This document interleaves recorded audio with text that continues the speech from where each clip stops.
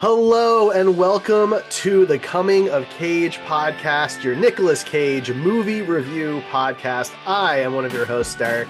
Your other host, Ryan, is right over there. Yes, I am. And this is a very special episode, as you can tell if you're watching the video, by Derreck's ensemble. I got dressed up for the occasion. Yes, indeed, you did. I'm pretty sure that shirt is left over from Screen Heroes, one of our awards shows. This predates Screen Heroes. I got this shirt as part of a For those who are groomsmen gift, listening, so to it's speak. a tux shirt. It's a tuxedo shirt. I am wearing a nice bowler hat. That's separate. I don't remember where that came from. But I got this at a wedding that I went to for one of my oldest, dearest friends years and years and years back. I don't even remember what year it was. Very much predates Screen Heroes. It predates you and me knowing each other. Um, and I break it out for special occasions. You know, I wore it on Poppin' Sodas once on a milestone episode there. I don't remember if it was 50 or 100 or whatever there. But this is our 100th Nicolas Cage movie. It is. Episode 101, because on episode 51 we did a look back at the first 50 movies, so we're one off. This is our 100th movie and I wanted to celebrate, so I'm dressed up. I've got my Nicolas Cage mug that our Screen Heroes co-host and my wife Ray got for us. I think you have one as well. I do, yes. Your favorite noises there, Ryan. Does everything Um, taste better out of that mug? Everything tastes better. Yeah, absolutely, 100%. Which so this is my Nicolas Cage emotions mug. So it's just different Nicolas Cage faces. Which one are you today, Ryan? We've got a nice array of Nicolas Cage's. I think bottom right. I can't read what it says, but The meh one. yeah, the male Meh, one. you're meh. Okay, That's you're right. meh. All right, I'm sorry to hear that. I'm feeling a little, maybe a little carefree, Con Air, maybe a little bit, maybe just a little bit of happy. It's got the bees one. That emotion is just bees with Which exclamation wasn't points, actually part of the movie. which wasn't in the version we watched. If you go back and It's a listen to our deleted episode on the scene. Wicker Man, which wasn't that long ago, that was episode 96. But anyway, that's not what we're talking about today, though. Our 100th Nicolas Cage movie is 2009's animated feature, Astro Boy. That's right. And if you've listened to this podcast's previous episodes, you will know that the animated films have a rough relationship with me. It started with The Croods, which Mm-hmm. was one of the worst movies we've watched on this podcast, in my opinion. I And hate that movie then so and much. then continued on through several other movies. But in general, I'm so bored I'm falling asleep by the end of the movie, and my notes are mostly illegible, and I don't remember usually the final third of the movie. And this movie is no exception because I have it pulled up on IMDb on the second screen, and there's scenes showing that I'm pretty sure are deleted scenes because I never saw them. God. And it may be because I was asleep, or I don't know. But yeah, this one was tough to get through. It was one of the most boring movies we've done. I'm sorry to hear that. Uh, so just for perspective, so for those who don't know, we score our movies on quality and caginess. It's a 20-point scale. One is low, 20 is high. Ryan gave The Croods a 4, Yeah, just for perspective. I gave it a 7. I didn't like it either. I just didn't like it a little less than Ryan. But right. just for some perspective there. I mean, I don't think this one was quite as unhinged as the Ant Bully. No, I'd rather watch The Ant Bully on repeat for 24 hours straight than watch this movie one more time. Then watch really. Yes. That's fascinating. I mean, we both gave the Ant Bully a 6. Yeah, but here's the thing. Was not a good movie, was entertaining. Because Nicolas Cage was a wizard ant. That's true. You know what That's I true. mean? Like, that's a recipe for something entertaining. And Oh honestly, my god. G-Force, which we did recently, was another animated. Well, yeah, animated Pseudo, like partially. hybrid. Yeah, Yeah. but it was that. I mean, that one I would watch on 24 hours on repeat rather than watch this one more time. Like, I mean, to be fair, we consider G-Force to be basically middle of the road. You gave it an 11, I gave it a 13. So that it's substantially yes, better way by better. comparison. Just, for perspective there. But for Astro Boy, you'll have to wait. We'll have to talk about it before we give it our scores. Ryan, before we dive in, did you know anything about Astro Boy as a character before you watched the movie? I knew it was from a manga, Okay. but I had never read that manga. I had just like at conventions and stuff seen things about Astro Boy, the manga, not necessarily the movie. hmm Yeah, so that's true. He's been around for a really long time. The original manga came out in 1959 under the title Mighty Atom, and then was there was an anime series in 1963 that brought in the name Astro Boy. So he's been titled Astro Boy since then, and this is the American version of it. Supposedly, the Japanese release, he looks different. There's you can Google it. There's some images out there, but he looks more like the manga version of him in the Japanese release of the movie, which I find kind of interesting that they would bother animating him differently. Why not then just pick the Japanese one and go with that? But yeah, so this is about when an android replica of a boy is rejected by his aggrieved creator, he goes off to find his own identity in an adventure that would make him the greatest hero of his time. Yeah, and to your point about him looking different in the Japanese version, just as a overall statement about this movie, I thought the animation quality was not good. And I mean, maybe it was an artistic choice, like The Flash. It's all look in the CG stuff, but I just thought the characters were boring looking. The low res, like no texture, just everything about the movie, just nothing really looked good, and that was incredibly disappointing for something that's based on a manga. Yeah, it's weird, right? This is a 2009 film. It doesn't really look any better than The Ant Bully, which is 3 years older. I Um, mean, this could have been like a 90s like this looks like Reboot. You remember that cartoon from I, the I I loved Reboot. Yeah, Sure, I loved it at the time too, but I'm saying yeah. this is not really leaps and bounds better than that. And that show was a decade or more old at I mean, that when you point. when you look at the character designs, it's kind of on par with like the 90s Pixar stuff, Yeah. which was made, a decade earlier. So, I mean, I agree with you. But This is a, manga is known for specific style, very stylized characters, and these characters were not stylized in any way other than having a little bit weird hair. But like the faces were not interesting, like nothing was interesting visually to look at.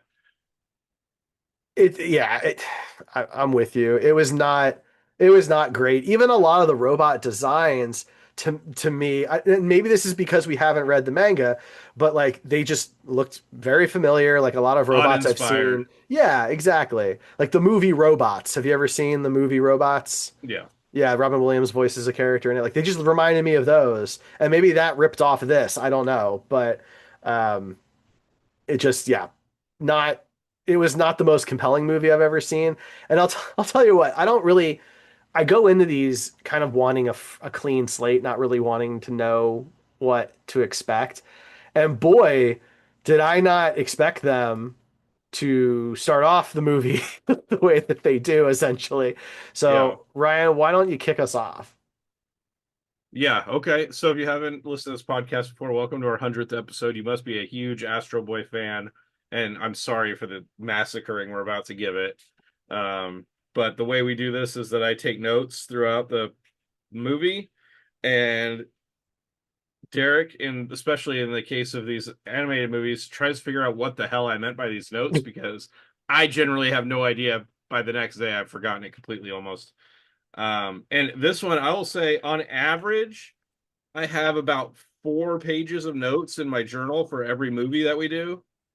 This movie, I have 2.5 Okay. because nothing really happens of note. So it'll be probably pretty quick to go through on this. It's also not that long of a movie, an hour and a half, thank God. But yeah, we only get two title screens on this movie, Yeah, so that's that's a nice two. change of pace. Hmm. I noticed that it was. Did you count how many actors were billed in front of Nicolas Cage at the entrance intro to the movie? Well, it was a lot, but he gets the and Nicolas Cage as Doctor Whatever, which actually makes him build higher. But he was the ninth name in the Yeah. line, which is crazy to me. Well, but it's so the credits are weird, man. The and Nicolas Cage as Dr. Tenma actually makes him like top billing,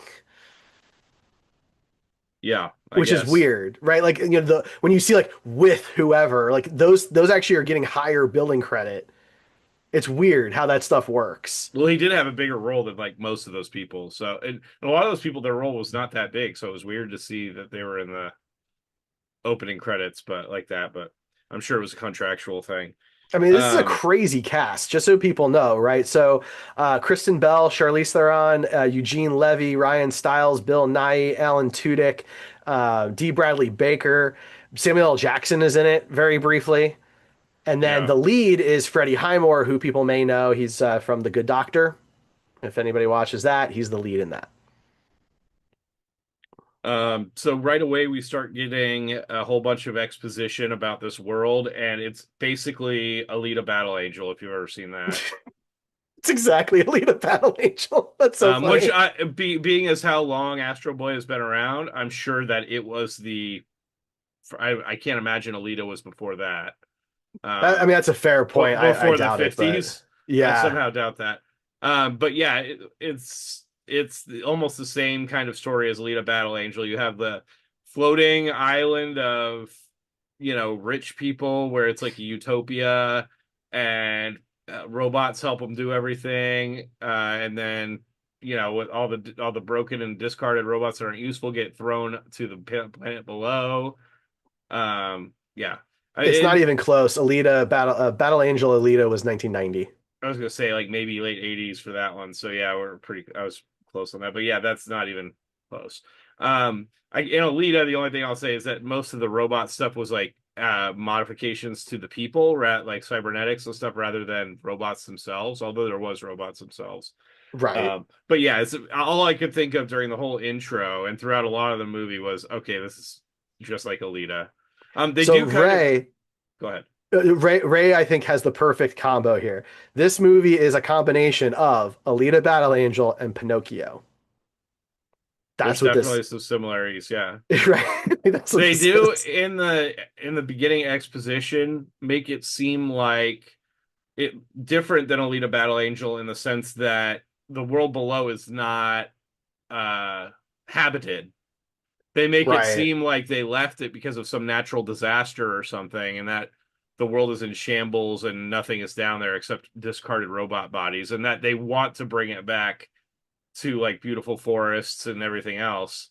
Um, so you early on they make it seem like there's nothing living down there, but that kind of proves differently later in the movie. Um, but yeah, you kind of get it described that robots literally do everything for people. Hmm. Uh, and they have their own kind of personalities. They aren't just mindless in general.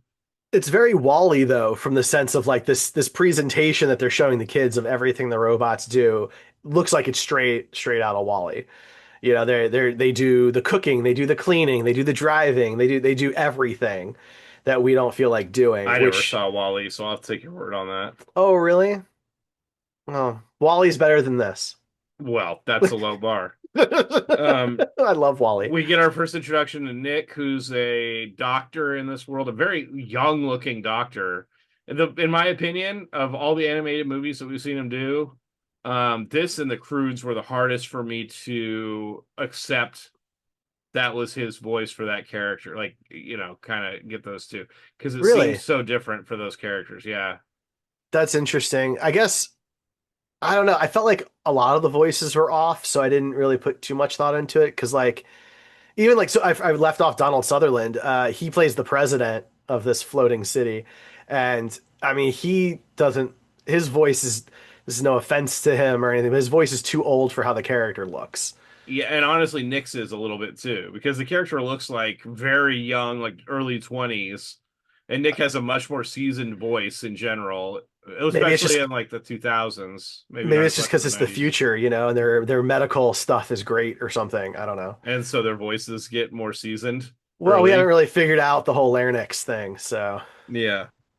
But yeah, we meet him and he has a goatee, like a soul patch kind of setup. So that's on our bingo card that we do for every movie. There's a square for Nicolas Cage's facial hair. So I think that counts. it absolutely counts. It's a long soul patch. I don't know what you call that. Yeah, I thought it was more of a goatee, but it does kind of start like underneath his lip, like a It's soul very patch. centered. It doesn't Yeah, like it's not it doesn't go past like he doesn't match his mouth. It's right. I very, think it's just a goatee. That's maybe what it's I would classify it as. okay. Maybe with a soul patch, but I mean, listen, it's animated. Yeah, All the yeah. characters don't look very good. But yeah, then we kind of it shows us the Alita Battle Angel robot junkyard underneath. Hmm. Um, and it kind of sets up that this dad, which is Nicolas Cage, is too busy to spend time with his child. His Right. child is an absolute genius. Like the introduction to the kid is showing him finishing this test in like 3 minutes. Hmm. Um, before the doctor or before the teachers even had a chance to like chill out from canning out the test. Um, and he talks like a hologram version of his dad in the car because his dad can't be asked to go actually spend time with him. Um, and yeah, It's at so this point where I thought, oh, he is a robot. He just doesn't know he's a robot. gotcha. That's what I thought was happening. Right. I was wrong. Yeah, you were. So mentions that he's going to go. The dad mentions that he can't go to this museum with the kid because he has to go do a presentation on the Patriot robot or something like that. I can't remember what it was called, but um, it was like some robot Peacekeeper that he's been or working something. on, something like that, that he's been working on for a lot forever, and this kid knows it means a lot to him, and he's been working hard on it. And so the kid hacks his driver robot, which if a robot can be hacked that easily, then I feel like why isn't the kid just doing whatever he wants all the time? This He's a can't be the good first time kid. he's done that. He's a good kid. So he shows up to wherever this dad's thing is happening, and there's like 12 security robots marching with the dad and the president guy. And the kid shows up and they're like, intruder! And they like grab him by his throat and everything. And these robots must just be giant fucking idiots because Well, they don't know the son. This is the son of this guy that they're walking with. They're like the dumbest fucking robots in the entire world. yeah, they're not great. I wasn't convinced they were robots. I thought maybe they were just dumb people. I mean, maybe they were. I assume they're robots because the robots are doing everything for them, right? Like, why would they have human soldiers and robots that drive cars? That makes no sense. There's a line in there where one of the soldiers is like, "Oh, better start looking in the wanted pages or whatever, however he phrases it." And so I just thought they were people. But robots can't lose their jobs. I mean, I guess they can, but do they then I like mean, just at one get point, the robot hired? in his house, like, he almost fires that guy. Yeah, but I thought that meant like throwing them off the side of the city down to the junk pile. I mean, I don't know, dude. The logic is kind of crazy in this world anyway. Well, because like you got Um, like the squirt bottle robot. What else is he gonna do? Squirt somebody else. Just feel like that's a very niche robot. Yeah. Um, so the kid insults the president guy in some way, and the president guy's like, okay, no, you can go get babysat, and he's gonna go like he like throws him in this room where he can't see the presentation or anything, but it's apparently directly next door to where this dangerous robot is going to be shown off. Yep, Um, right down the hall. right down the hall. And the presentation, it then goes to the presentation, and this friend of Nick Cage's character is doing a presentation about this energy source that could turn the world back into the beautiful world it was before, with jungles and forests and everything. And it's called this blue core energy. But of course, you can't have a blue core energy without a red core energy, right? Hmm. You got the blue pill and the red pill. It's you old know? lightsaber colors. Right, exactly. Like and the red pill energy is pure evil and destruction, and the Hmm. blue energy is everything that's good and nice in the world. And if you put them together, then the whole world can be destroyed. But they just have them in the same room 5 feet apart for the presentation. Just sitting out exposed to where anybody could grab them, by the way. There's no protection or anything. They're just floating in like a field. Hmm. It's And a very secure facility. I'm sure these two things are not going to play any part in the plot going forward, And then it That's immediately shows a giant robot, which is the Patriot thing that Nick Cage has been working on. And I'm like, huh, I wonder if he's going to get the red energy. Who, there's no way that's going to happen. You're Well, just too pessimistic, Ryan. I guess.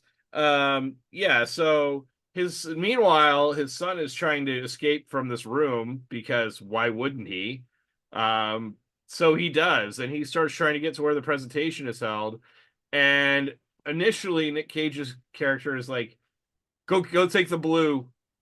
We'll give him the blue one. And so he starts walking over the blue one, but then the president guy's like, nah, we don't want him to be a goody two shoes. We want him to be a badass war machine. So let's give him the red one. And he goes to this woman scientist. She's like, I'm not going to do that. It's unethical. And he's like, fine, give me the controller. And it's literally an Atari joystick, basically. So any idiot could move it around. You don't have to be like a giant, big brain scientist to use it. And so he controls this mech to walk over and grab the red thing and stick it in his chest. And now he's an evil red robot. And so they start releasing these drones at him to combat him, to show his Yeah, prowess, I guess. And he starts absorbing these drones in this really like gross way. They I'm like sure is not relevant to the later plot at all. right, right. It just I actually don't remember if it's relevant to the later plot, so I'm Oh pretty sure yeah, I forgot. No, really? I'm just kidding. I don't know. Okay. I'm sure it's in my notes somewhere. But like My the God. drones like stick out a little bit from like his chest and like can still shoot, but they're mostly absorbed into his body. It's really creepy. Um, but then after he kills all the drones, he's like, "Oh, I need to exterminate people," which is basically like Ed 209 from RoboCop. People are the real threat. And so I mean, are they wrong? he starts moving towards the people, and they're like, we got to drop the shield. And so they drop this shield that's apparently indestructible by this robot unless the robot uses one specific power. They're just betting he's not going to use that, I think. I don't know. Well, I don't um think they know that it can do. First off, I don't think they know it can do it. Second, the that's goal wasn't to bullshit give because one it, of the doctors says he can absorb blah blah blah, and but they didn't want him to have the red. My question is, why wasn't the shield down the whole time? good question. That's my um question. so once they lower the shield, lo and behold, the guy's son is trapped in there with this robot. Dun dun And dun. he's like banging on the glass, like, Dad, save me, save me. And then the robot starts absorbing the like energy shield or whatever it is. And there's like a big blast, and now the sun is dead. Like, we don't see a body. He absorbed the sun. Well, no. So he shoots a giant blast at the shield first, hoping to destroy the shield. It doesn't work, but in that aftermath, the boy's gone. Toby's gone. It's just his hat. It's just his hat's left. For some reason, the rest of Somehow, him was yeah, vaporized, somehow but his not body vaporized, but the hat the survives. hat survived. And then the robot uses his absorption power to basically absorb the shield. Yeah. And then they shut him down. So it's 10 minutes into the movie and they kill the kid off. Yes, and this is a children's movie, keep in mind. I was a little like in my brain, I'm like, he's not dead. That's ridiculous. There's no Dude, way. I said the same Like thing, and I was like, okay, so the end of the movie is going to be his like he got absorbed, and his son's gonna like come back at that's the what end of I the thought movie. too. I'm like, he's gonna be inside of it at the end. That's what it's gonna be. And you'll have two Astro Boys, or the robot one will like sacrifice himself or whatever, which is kind of what happens. But there's no, yeah, he's dead. Literally Yeah, the only spoilers, but the only character in the movie, only human in the movie confirmed dead. yes, as a child. And so of course, Messed up. as a grieving dad does when their kid dies, he immediately sets to make a robot clone. You know, as you do. That's identical in every way. except that he's a robot. except that he's a robot and he'll be powered by the blue stuff. Yeah, and he's going to put the blue thing in there because, of course, why not? Um, It is interesting because like we've seen a lot of robots at this point, and they all look very clearly like robots, and they're all designed in very specific ways to do certain duties and tasks, but they all look like they're metal and all of that. Astro Boy, I mean, he's basically an android. There's no way for you to tell from the outside that this is a robot. right. So where's that leap in technology? He's very Data. You Very. know, I mean, more even more so because he doesn't have he has shiny skin and emotions weird and eyes, and yeah, yeah, exactly. Like you can like other than doing the X-ray scanning that apparently every robot can do, which again seems like maybe a security concern. But other than doing that, you can't tell he's a robot. right. So like, did they just already know how to do that and they chose not to do it? Good question. Okay. So the son wakes up, and now Nick Cage as his father is like, I'm gonna do it right this time. And so he's like, I'm gonna homeschool my son, and I'm going to spend all my time with him. And like on the first day of homeschooling, he's like, I don't want this kid anymore. And uh, he's not even doing anything bad. Like he's like created all these Da Vinci flying machines and he's having this really cool time and stuff. And the dad's like, no, he's not doing four-dimensional calculus seriously enough.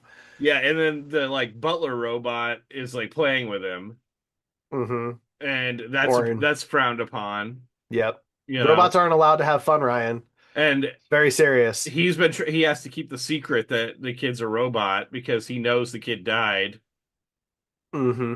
And yeah, eventually the way that Astro Boy finds out that he's a robot is because a spray bottle and like wiper thing, there's very specific robots show up at the window and start talking shit about the kid and how much of an idiot he is as a human and blah blah blah, and the kid can understand all of it. And apparently robots, they develop, keep in mind, humans develop these robots. These robots aren't like a natural evolution of some ancestral robot that crawled out of the sea like 2,000 years ago or whatever and evolved into these robots. No, these are robots created by humans, not through the process of evolution, but humans gave them their own language that humans can't understand.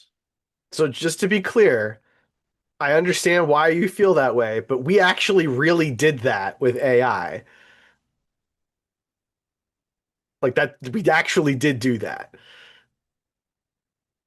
So They it's did hard not for me. have that in It's 2009. no, but it's hard for me to knock the movie for thinking humans might do it if like less than 20 years later we actually did it. You're saying that there's no way for us to understand this AI language.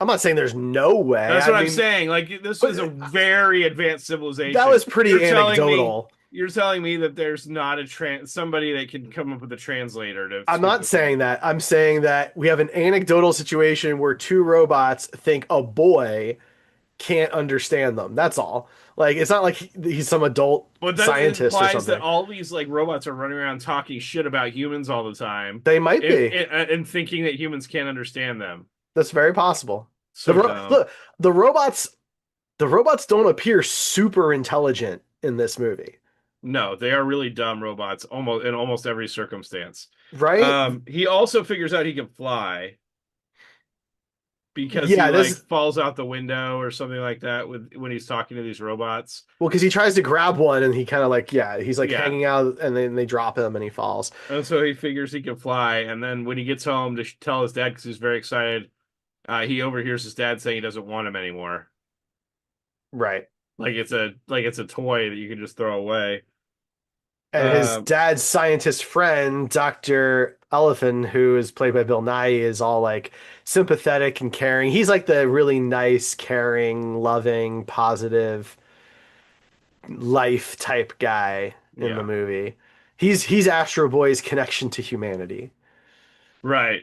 And remind me if there was because I don't remember the circumstances of Astro Boy going down to the junkyard. Does he fly down there of his own accord, or is he chased down there or something? I can't remember. He gets chased down there because basically what happens is when he's flying around, the president and the military that he Notices that there's an controls, unauthorized flight. Yeah, yeah, yeah. and Okay. they scan it and it has the blue energy which he wants back, yada yada yada yada, and so he gets chased away Yeah. essentially. And so he gets chased around down to the robot junkyard and he runs into the robot revolutionaries, Revolution. which is basically like three robots that want to have a revolution and take over the city that's floating, I think. They want again, really dumb robots. They want to make an example out of this one guy who's voiced by Nathan Lane, who we're supposed to think is a good guy, and then later he's not a good guy. And they want, they want freedom for the robots is basically what it is. And to be fair, as the movie progresses, we do find out that they have a pretty good reason for wanting freedom because Nathan Lane is making the robots like deathmatch fight each other. So they've got a point. Yeah, so basically, at some point in this general vicinity of the movie, they run it. He runs into this group of young children that are down living in the junkyard, even though we thought there was nothing living in the junkyard because, yeah, other than maybe like some robots. Um, but there's like this whole group of children. We're talking like 12 years old and younger, maybe. Give or take, Um, yeah. and one adult, Nathan Lane, you know, yes, the movie sets us up to want to trust this guy, but it's one adult like hanging out with a giant group of kids, which is suspicious for a Well, lot of non-child friendly reasons. absolutely, but we get so little context. Like the movie expands the ground level as it goes on, and later we find out there's a bunch of people and they all come to watch these robot fights, but we have no idea where any of these people live and why they're not around and why the kids are on their own with this guy. And like it's not explained very well, and that doesn't help the situation any. But Right. it's supposed to be like they're all little orphans and he's taking care of these orphans. It's supposed to be And sweet. they find him like robot parts so that he can rebuild robots to fight each other Right, because I guess that's all he does for money is he stages robot fights for money, for money. as if there's like some economy down here Yeah, I mean, apparently. because there's a bunch of other people that show up to the fights. Well, because and like they eat pizza. Now he says he gets the pizza out of the trash, but that means there are people making and buying pizza. Yeah. So like there's an implication here by the end of the movie that like the ground is actually mostly fine except right around where the floating city is. Right, and there's whole civilizations of people that are well enough to do make pizza They're and doing other totally things. fine. They just don't care about the city and the sky. Yeah. Around this point, we get some sort of fat shaming. I can't remember exactly what was said. I I don't thought it was Nathan recall. Lane's character that says it. Somebody in this point makes fun of fat people, and so I put that as casual discrimination. Okay, I don't But recall, they do it. but They do it twice. yeah. So I'm 100% sure of that. I don't remember exactly what was said, but they do make fun of larger people. Well, so for those who don't know, we play our custom Nicolas Cage themed bingo called Cajo, and one of our squares that we can get is casual discrimination. And I wanted to discuss this with you, Ryan, because there is a lot of kind of crude language and slur type language against the robot people. Does that count as just as casual discrimination? Well, I don't think it needs to because the fat shaming gets casual discrimination as it is. So So we can bypass the yeah, conversation. we don't need that conversation. All right. Um, sorry if you were really looking forward to that debate, Derek, but I kept me up all night. I'm not gonna give into it. Okay. Um, there's the whole time he's been down on the junkyard area, there's been this dog robot that apparently Trash has can. any power needed for the plot. Any power needed for the Sometimes he's a plot. cooler, sometimes he does other I mean he does a lot of different things. Yeah. But he's also a tattletale because he goes and Yes. tattles to Nathan Lane's character about a bunch of shit. Hmm. Like when the kids are out at night and stuff like that. So he's also kind of a piece of crap. As much as I want to like the dog characters, he's kind of a jerk too. You want to like the robot dog, but he just won't let you. Right. Around this time we find out that Astro Boy has the ability to basically breathe life into robots.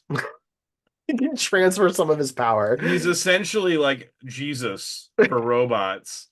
He can like touch them and then they come back to life. Oh Tell my me it's god. not true. No, no, I mean Tell me it's not true. well, no, because the blue core is essentially like a little sun. It's like a little star in his chest, so he can transfer some of his power to other robots.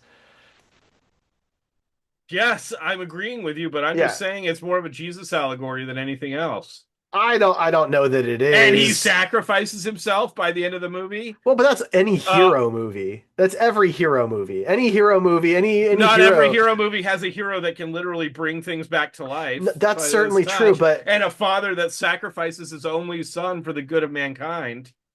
well, that's not what happens. That's basically what That is happens. not what The happens. father sacrifices his son. No, he Listen, gets sacrificed because his dad is being an idiot. If his dad had had the shield down from the beginning, it wouldn't maybe have been an issue. maybe it was all a master plan.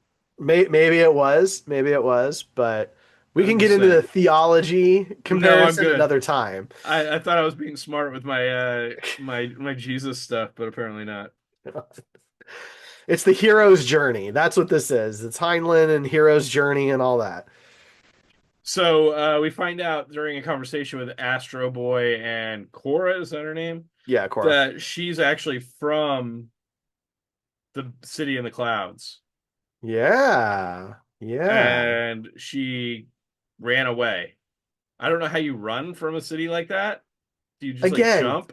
unclear. Yeah, Unclear. you can't jump. It's floating like a mile in the sky, right? Because it like I don't know how she left the city. All I can think of is maybe like she got dumped with some robots and somehow they protected her in the fall, but that's the only thing I've come up with. It's yeah, unclear. Um, Well, it's a big reveal because she really doesn't like him because he's from the city in the sky and she's really like resentful and bitter about it. And we're supposed to believe it's because those people are very snobby up there and everything like that. even though And Nick Cage really hasn't been snobby, neither has his friend. I'm sure there's snobby people up there in general, but it's really just the president. The president's an asshole, and that's about it.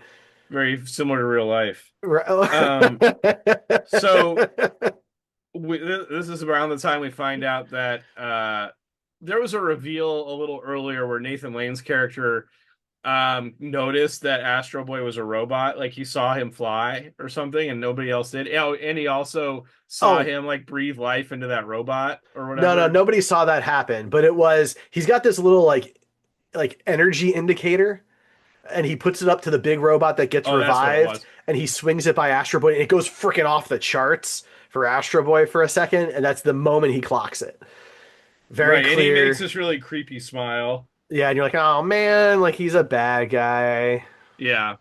Um, Womp womp. but then he realizes that he can put him in the fighting pit. And so that we get the big backstabbing moment where he reveals that he put some football shoulder pads on Astro Boy, and now he's gonna fight in a tournament. Not Yeah. really a tournament so much as a single fight. It's Well, I like a guess gladiator there's like two style. fights or something, but yeah. Um, my next note is core removal for evil politician. Core removal for so okay. So yeah, so he's doing the gladiator fight and he is just kicking ass, destroying all of these robots and he's impressing his friends who now like him again, I guess, because he's not dying. I don't know. It's a little unclear why all of a sudden Cora likes him again because he's the underdog, I guess. I guess. Um, but while the fight is happening, the president and his military show up to bring Astro Boy back to the floating city, is what happens. And so they finally capture him, and he's supposed to. Um, Nick's character is supposed to take the core out and basically kill Astro Boy and give the core back to the president so he can use it for his robot or whatever. And he does it. Yeah. He kills Astro Boy. It's a dark freaking scene, man. This is a movie that is at the same time, like you say, like kind of boring where not much happens, but also has some really dark moments for a children's animated film. Yeah, so I'm gonna just be honest with you and say this is around the time when I don't remember any of this shit. Oh my God. I 100% didn't remember Nick removing the core from Astro Boy. My next note is Astro Boy escapes. Yeah, so he takes the core out and everything, and then he has like, he comes to his senses. Nick does. Doctor what's his face? Dr. Tenma comes to his senses, and he and Dr. Elephant have like a little, hidden ball trick type situation to keep the core away from the president. And he gets the core back in Astro Boy, and Astro Boy is back alive online, and now he has to fight the big bad robot that now has the red core again. And the robot immediately absorbs The Donald president. Sutherland's character, Yeah. President Stone. That was my next note. Immediately. Evil robot kill president absorbed so much. The thing That is, the was my note. robot like becomes him. It's not so much that the robot absorbed the president as much as it became the president in robot form. Because it's his voice, it's his consciousness, it's doing exactly what he wants to be doing. And now at this point, there becomes the massive big battle across the city where he gets larger and larger as he absorbs more and more things.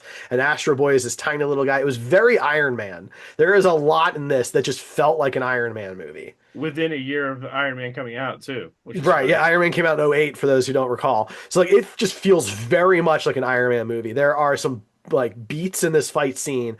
Like the way President Stone robot is even talking sounds exactly like Ironmonger from the first Iron Man. Once Jeff Bridges is in the suit, and he's got it closed and everything, like it sounds just like that. He's talking just like that. He's maniacal and big just like that.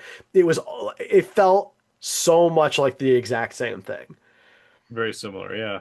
I was coherent enough to notice that more of the city got destroyed than it did in Man of Steel, and everybody had a problem with the amount of destruction in Man of Steel.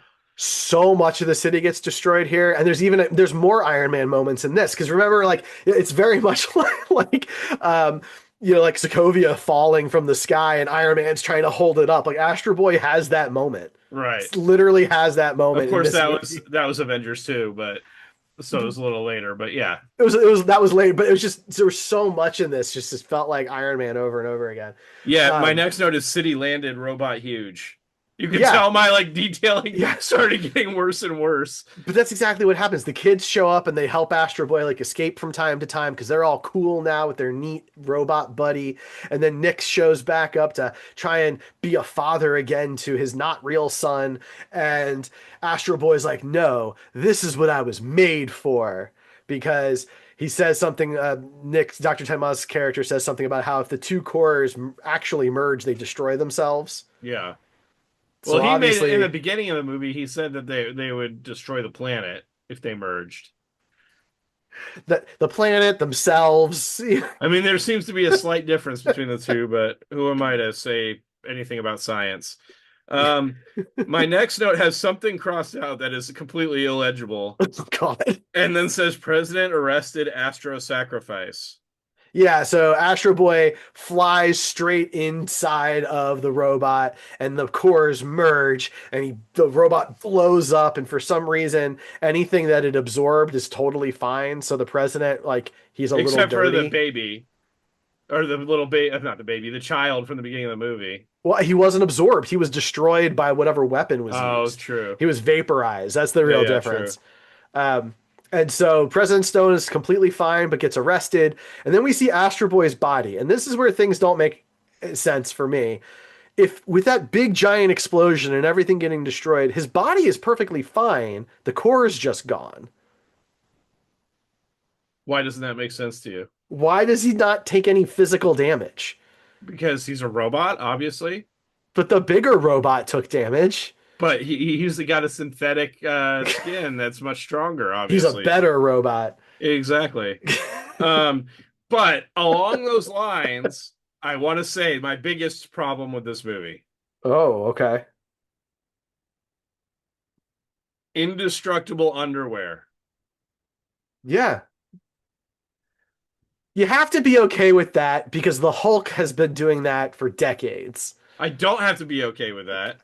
Come There's on. no when they fabricate Astro Boy in the beginning of the movie, he's fabricated with boots and underwear. Uh-huh. Okay? Yeah. So it's implied that this is a part of his skin. Why Okay. didn't they just also synthesize some like underclothing or like a basic pair of jeans and a t-shirt? Because how is he going to pull jeans over his boots? Well, the boots can probably come off. No, they can't, How do you know? because they were fabricated as a part of his body. Though underwear can't come off. I think the underwear can't come off because it's a children's movie, Ryan. No, because they could have just made him a Ken doll. I don't think that would have been appropriate. I think that would have been really weird, and you know it. I watched the Ant Bully. Did you watch the Ant And Bully? we talked about the There fact that was he's naked naked in a kids scene, everywhere. but we talked about how weird that was. But I'd rather have that than indestructible underwear. Nah, the Hulk always ends up not naked. Like it's just the way that that goes, so that way they don't have to make it an NC-17 movie. Okay. Whatever. We're gonna agree to disagree on Oh my this.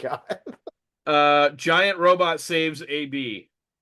That's my Yeah. next note. The Yeah. one So that he Zog. breathed life into, Yeah. Apparently robots can just transfer power back and forth between each other, which is kind of interesting. which is the only. This is the only time that's done in the movie, other than when Astro Boy does it to other robots. Yeah, it does lend the question, like in some darker timeline, there's going to be like a vampire robot that can like just drain other robots of their Or power. also, like, why isn't there a robot just going around transferring power to all these other junkyard robots and taking over the world? Maybe it has to be the blue energy. Maybe that's the exception to the rule. So everybody that gets the blue energy is Jesus for robots. Yes, exactly. We're we're all one, Ryan. My next note is AB hero now. A B hero. I don't know what that means. Oh, Astro Astro Boy Boy. hero now. Yeah, Astro Yeah, Boy is a big hit. I was just shorthanding everything at this point. Yes, yeah, he's the hero of the day. Yeah, and then day off for robot.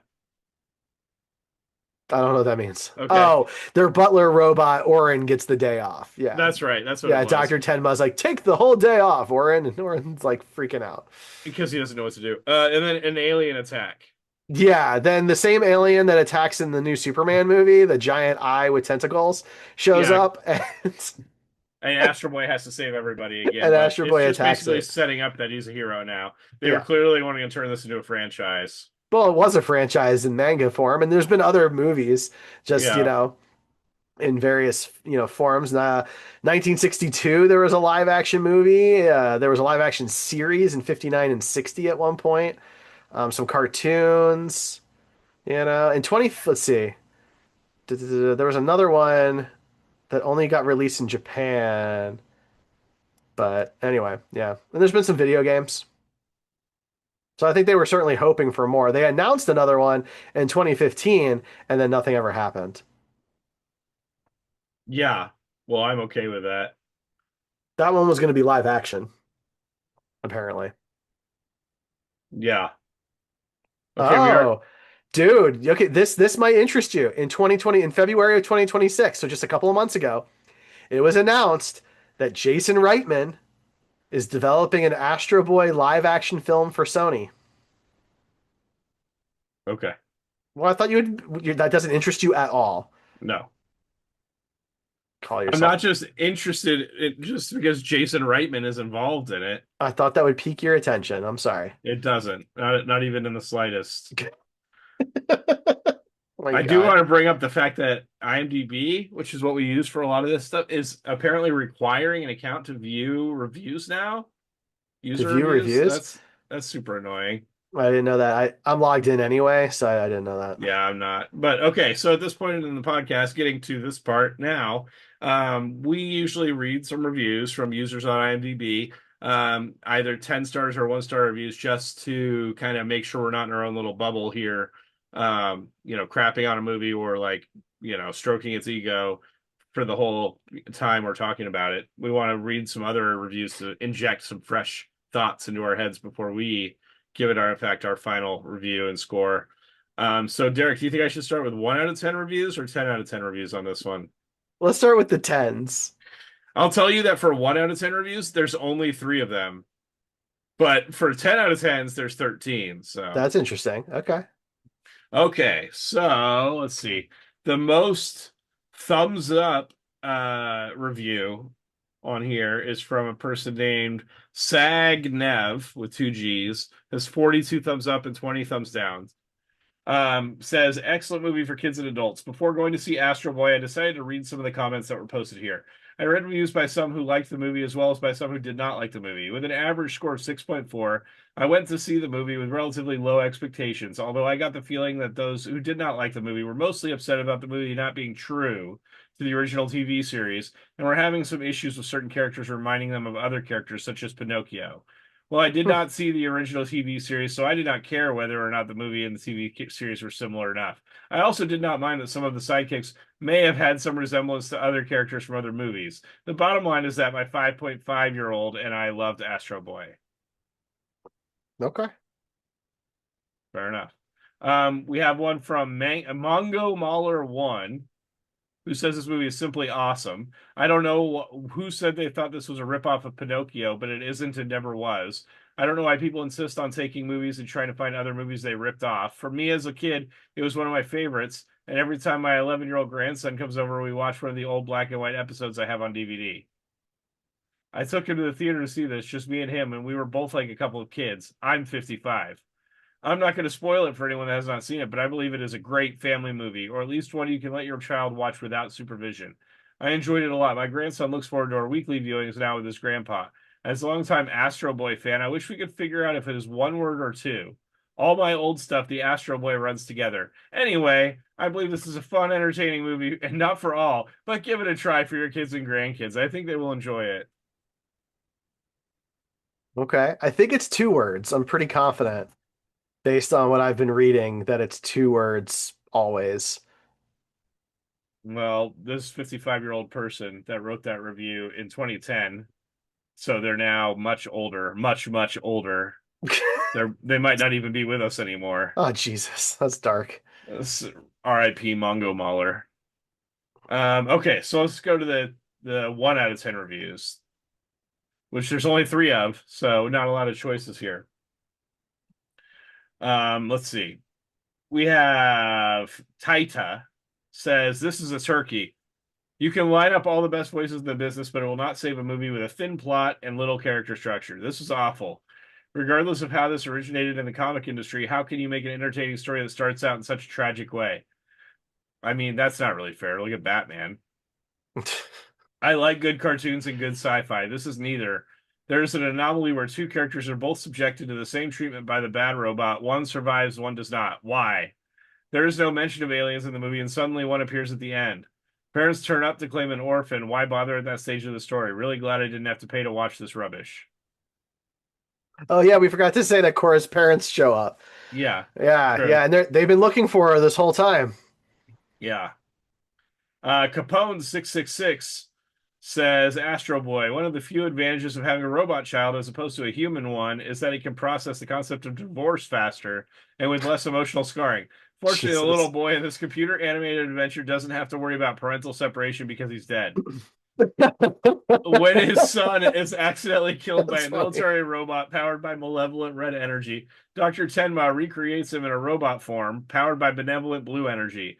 But when the military becomes interested in his circuitry, Toby must hide out in the old city where robots participate in gladiatorial games. Based on the Japanese anime, Astro Boy falls far short of its Asian influence. The character designs are flawed, the voice acting is patchy, and the story is unexciting. What's more, uptight North American movie makers didn't even bother selling Astro Boy's used underwear and vending machines. My God. The only other 1 out of 10 is from Well, and it says there were great animations. Astro Boy is a warm, affectionate, likable superhero. Troubling was the father-son relationship. Our 6 and 3-year-old were shaken by the father's attitude towards the boy. I don't know why the writers decided to take that route in the story. Ambiguous also was the fired scientist on Earth and his relationship with the Earth kids. It seems the good and the bad needs clearer markers so viewers don't have to worry about how the characters are being perceived and then revealed. Astro was great. The robot personalities and robot fights were great. Kid Pierce good. Guess the adult models were the collection of characters that were lacking. Some situations may require some explaining to your kids. There were no suggestion issues or improprieties as far as I could see. Okay. Well, there's the gamut. Do any of those sway your rating of this movie? I don't think so. I mean, I'm not. it's pretty rare that we're like really at those extremes. Don't get me wrong, we've rated some movies pretty low. Industrial Symphony number one, Zondali, Prisoners of the Ghostland, Nicolas Cage's Christmas Carol. What is it? Christmas Carol of the movie. Um, those were all pretty low. This is not a good movie. It's not a good movie. It's not the worst movie that we've seen, but it's not a good movie. Right. So let's talk about our scoring system. So we have our Cage-O-meter. We go overall quality and overall caginess. 1 out of 20, 1 is low, 20 is high. We grade both of these scales and it creates a quadrant map for that. You can go to comingofcage.com and there's a link to our interactive Cage-O-meter and you can see all of our previous movies on there. It does lag behind the show a little bit because, we want you to listen and watch. So it lags behind like 5 or so episodes, but you'll get the idea. So from a quality perspective, we always start with quality here. On quality for Astro Boy, I am thinking, just kind of looking at what we've done in the past here, and I'm thinking of giving this, I think I'm going to give it a 7. Mm. We're not quite as far apart as we were on the Crudes, but I'm at a 5 on this one. You're at a So 5. Okay. yeah, Yeah, I mean, I waffled with a 6 a little bit, but then I'm looking at what I gave a 6, and I think I'd rather watch this over some of those. I gave the Ant Bully a 6. I'd rather watch this over the Ant Bully personally. wow, Um, I gave The Boy in Blue a 6. I'd rather watch this. You gave The Boy in Blue a 5, so you like these two equally. yeah, pretty much. Okay, okay. And you liked Ant Bully more. Yes, Okay. 100%. All right, all right. So I think that's fair then. I think this comes out to where it's supposed to be. Then we have overall caginess, and yes, his role is in the kind of the medium realm here of size. I don't think there's really any cagey moments though, No, not even a little bit. right? Like, is this a 1 on caginess? Yeah, probably. I mean, it's just not cagey at all. Okay, like that's what I was feeling, but I thought maybe I had forgotten something or whatever. But it's a 1, right? Yeah, it's just his normal voice. He doesn't do any weird voice or anything like that. I didn't think so. And So, to be honest, it's not a role that like almost anybody could have done that role. I don't think he necessarily brought anything to it that other actors couldn't have brought to it. I don't say that about a ton of his roles because he honestly a lot does bring something extra to it, but he didn't really bring anything extra to this one. I don't think that's a fault of his. It's just kind of a generic character. I completely agree. Even some of the other human characters had more to do, more to work with. Nathan Lane's character, for example, gets more to do. His Yeah, arc is he's more nuanced. Yeah, he gets to be exactly. more outrageous. He's the entertainer. Like I would have rather have seen Nick in that role. No offense to Nathan Lane. I love Nathan Lane, but like that would have at least given Nick something to do. In this, Right. he is just this stoic side character, cold scientist dad. That's really all he is. And yeah, I mean, a lot of people can play that role. Yeah. That's Agreed. And just he kind of where wasn't we're doing at. anything special with his voice or anything like that. So yeah, I think it's a 1. Okay. This thing is definitely gonna be in a bad quadrant. Yeah, yeah. Low quality, low caginess puts it in what we consider the bad quadrant. So there's 4 quadrants, right? 3 of them have something really redeeming. Either the movie's really good, or the caginess is really high, or both. And that gives you some really great things to choose from. You've got really amazing stuff that he's been nominated for, Leaving Las Vegas is high on both, or Pig, which is high quality, low caginess. And then you've got ridiculous, insane movies that are just really out there that are lower quality but are crazy caginess, like Vampire's Kiss, for example. Prisoners of the Ghostland is up there as well. Ghost Rider Spirit of Vengeance, right? There's some fun to be had there. You get some popcorn, you get some friends, you're having a fun time watching those movies. These, when it's low, low, a lot of them are very forgettable. There's a few movies that we've watched where I'm like, I can't quite remember what that even was. I have to remind myself, like Rage is the one I always come back to. I can't remember what Rage is about. I just can't, you know? This is in that quadrant, unfortunately. Yeah, I big think the time. only animated film of his not to be in that quadrant is G-Force. G-Force just barely makes it into the good quadrant. Yeah, because it was Peggy Sue Got Married voice. And it was really only partially animated, so It's partially, that's true. It's only partially animated. So there you have it. That's our score there. 6 on quality, 1 on caginess. Now, if you've missed an episode or two, the Wheel O' Cage is full. There is nothing left to add to the Wheel O' Cage. All of the remaining productions that are available to watch are actively on the Wheel O' Cage right now. So to find out which movie we're going to talk about next, that's a complicated situation. So we have some things coming up, and we're just going to talk about it for a minute while we figure things out. This is our 100th Nicolas Cage movie, episode 101 of the show. Next episode, we might be doing a look back episode at 100 Nicolas Cage movies, specifically 51 through 100, because we did a 1 through 50 look back already. Check out episode 51 for that. But then after that, Spider Noir comes out. And I mean, we have to watch Spider Noir, right? And for we have sure. to talk about that. And it's a binge release, so all the episodes come out at once. And so we have to, we've had some internal discussions about how we want to handle that. I don't know if we're ready to announce how we're doing it yet, but we're going to be covering that for sure. So that is going to be a priority in the future. We want to release those ASAP, with the show release. So Exactly. So you might get a couple of episodes back to back weeks instead of every other week for a little bit to get us making sure those get out timely. It may be a couple of weeks before the Wheel O' Cage is a thing because we got to do our look back episode in Spider Noir. So keep an eye out for the Wheel O' Cage. Follow us on social media. We're on Facebook. We're on TikTok. We're on Instagram and Threads and Blue Sky. Reddit. Reddit. Yep, we're on Reddit. We're on YouTube. You can watch us on YouTube. You can see my silly outfit on YouTube. And we're, of course, on all of your podcast apps, Spotify, Apple, you name it. Go to comingofcage.com. All of our links are right there. And the Wheel O' Cage will pick whatever Nicolas Cage movie we watch next. Wheel O' Cage decides that regardless. Ryan, anything else you would like to add, either about Astro Boy or the fact that we just hit 100 Nicolas Cage movies? Well, I think I'll have more to say if we do a retrospective on the Okay. 100 movies. But for the moment, don't bother watching Astro Boy.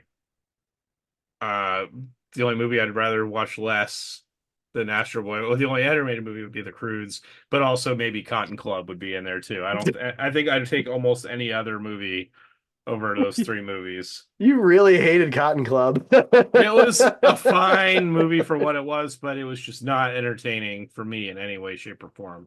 No, that's fair. We watched it so long ago. I mean, we gave it an 8. Each of us gave it an 8. Yeah, I think it was a fine quality movie. It just was not entertaining Not in for any you. way. Yeah, it was not for me. Fair enough.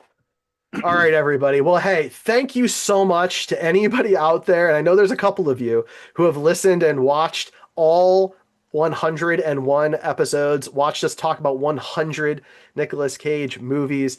At a minimum, I just want to thank everyone for their support going through all of this. There's plenty more to cover. We're not going anywhere. So stay tuned for our next episode. I'm Derek, and that's Ryan. And we'll see you at 102.